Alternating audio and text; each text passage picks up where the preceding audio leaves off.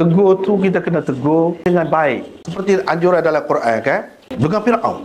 Bukan main zalimnya dengan mengaku Tuhan kan. Dalam Quran Tuhan perintahkan Harun dan Musa, qula lahu qawlan layyina.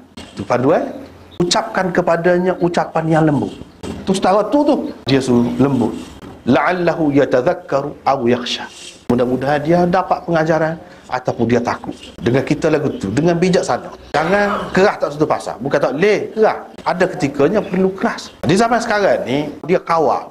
Dia takut semua orang sewenang-wenang tegur tak satu pasal, dia bagi kebenaran kepada parti politik. Dia ada sistem parti. Boleh nak tegur, tapi atas nama parti, dia takut bercelaru.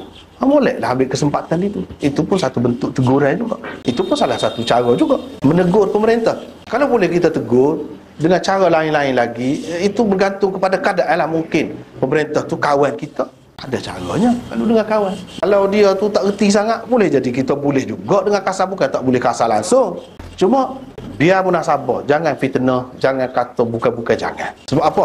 Kalau kita berjuang Islam jadi jatuh Islam. Dengan sebab itu tak boleh. Kena jaga adab-adab biar kita tetap terhormat, tetap dimuliakan. Jangan yang bukan-bukan tu kita tuduh kerana kepentingan politik. Tak boleh lah lagu tu. Wallah.